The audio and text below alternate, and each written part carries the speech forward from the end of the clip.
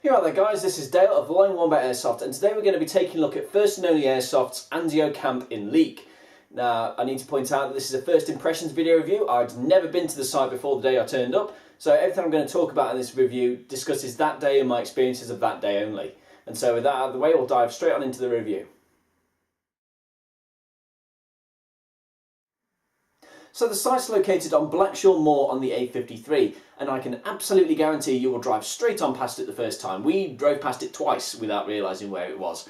The site entrance is really obscured. They do have a sign out front, but it was actually covered by this overhanging tree when we turned up. So I think either a bigger sign or better placement of it is definitely needed just to mark where the site entrance is. Once you go through the entrance, on your right is a huge enclosed area, kind of like a barn or a hangar almost, where you can park up on the right hand side. As I say, completely enclosed, your signing in desk and the shop's there, but if that's full there is also additional parking on the left hand side. The cars are left in the open, but they do have some like enclosed, almost like garages, small buildings just behind the cars, so you can set up in there, so you're never going to be left out in the rain. However, if it is tipping it down with rain like it was for us, I strongly suggest you try turning up early just so you can get in the enclosed area. So prices for the day were a £35 walk-on fee. £20 of that does need to be paid in advance as part of a deposit. You pay the rest when you actually turn up on the day.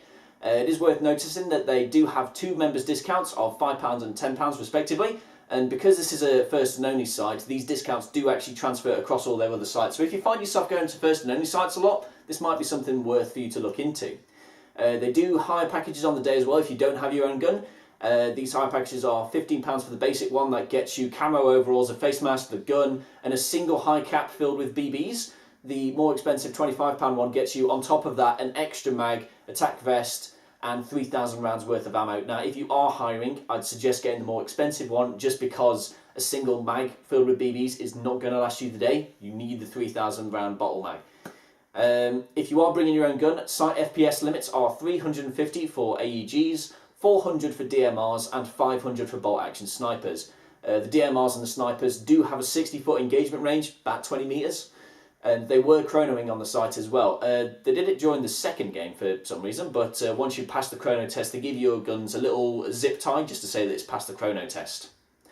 Other facilities on site were a fully stocked shop. It has everything you need for airsoft supplies, ammo, gas, grenades. They're even selling pistols and assault rifles on the day as well, so if you're in the market, you could have a quick browse on that. The signing in desk is located just behind that. It's also where they give you your lunch. It is included as part of your walk-on fee, and it took the form of a double hot dog, chocolate bar, packet of crisps and a drink. And honest to God, you can definitely tell you're in Staffordshire because I've not had quavers since I was about 5. I thought they'd died out a long time ago. Anyway, there is also a single portaloo on site, and in a game day of some 70 odd people, if you actually plan on using it, then have fun with that, rather you than me. But yeah, other than that, a pretty well sized safe zone, plenty of facilities on offer. One little thing I think I'd like is just a bit more bench space, especially in the top car park where you just have to put your kit on the floor. There's no benches or seating or anything, so it's just in the floor, these concrete floored garages sort of thing. So just a tiny little thing there, but that's nitpicking really. So aside from that, good safe zone and facilities. So the staff on site were actually really quite firm with the players that were there that day. I'm not saying this is a bad thing at all. They definitely had the mindset of wanting to get as many games as physically possible during the day, so they were really trying to push these quick turnarounds at times of games. But there was one instance in the middle of the day where they wanted to get to the next game going, but half the players just wandered off because they absolutely needed ammo, but they'd actually started the next game before almost all of them had got back in, so really pushing forward on that turnaround time. There were two things that were missed in the morning brief that I noticed. One was a bit of clarity on the medic rules, because I saw people on both teams confused about whether they had one medic regen, two medic regen, straight regen. They just didn't really explain that quite well, so a little bit more clarity there.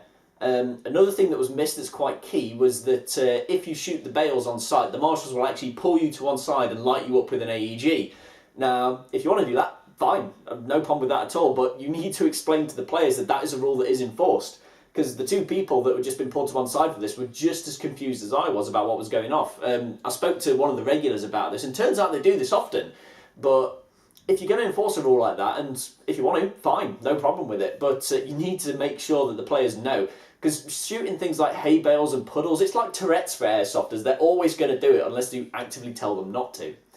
So the players themselves then, the level of play on the day was actually really good. There was some really high quality play going off. There was one instance on the day where I thought there was some non-hit taking going off, but when I actually went home and rechecked my footage, turns out the guy was playing fairly, so 0 instances of non-hit taking when I was there that day. The level of play was really good, and even the people I was talking to, we had a good laugh with them. There's some decent players on site, so yeah, not quite a relaxed atmosphere on site with the Marshals. They're really quite firm and they want to get the next game going now, but yeah, definitely good experience, I think. So in terms of the site terrain then, well, Anzio Camp is based in a rundown MOD base. So you've got a lovely mix of CQB inside the many building complexes that are on site and a bit of woodland in the open ground in between them.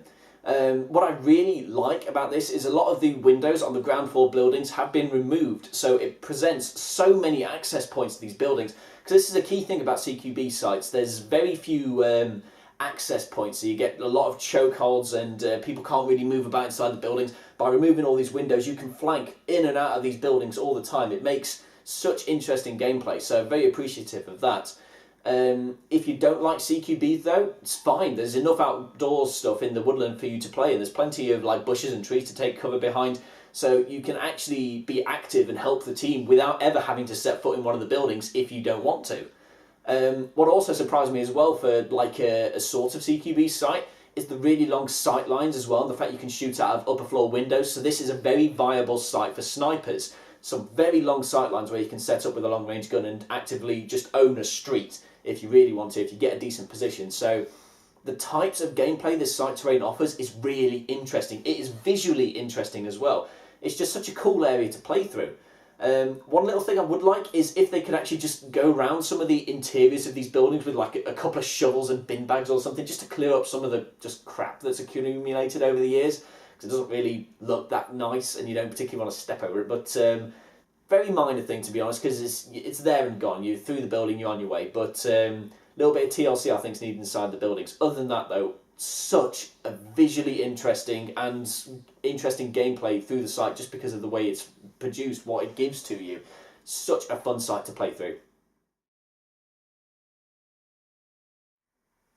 So what about the games themselves then? Well, the first one we did was a 2-building domination. Teams would start on opposite side of the maps, and there was 2 buildings in the centre of it where you had to control both of them by the end of the game to win. Or that was the plan at any rate, but for us the first 10 minutes of this game was just pure confusion. We had no idea where the objectives were, where we were, what we were supposed to be going. We'd actually bumped into members of the opposite team on 3 separate occasions where we didn't know if we were both in the game or not, if they were at the respawn point. We didn't know where the enemy regen was. We'd actually bimballed really close to it without knowing, because it was never told where the enemy respawn point was, so we didn't know what to avoid. So yeah, just pure confusion for that first game.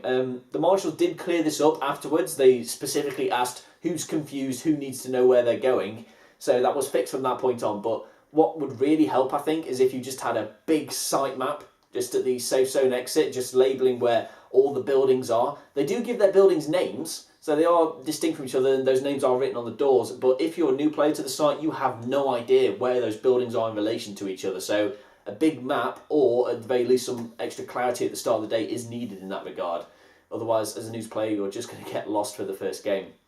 The second one went off much smoothly, however. This one we had a crate in the centre, and you had to get a guy sat on it for 10 minutes. Once those 10 minutes were up, you could extract it back to your start point, and that's how you won the game.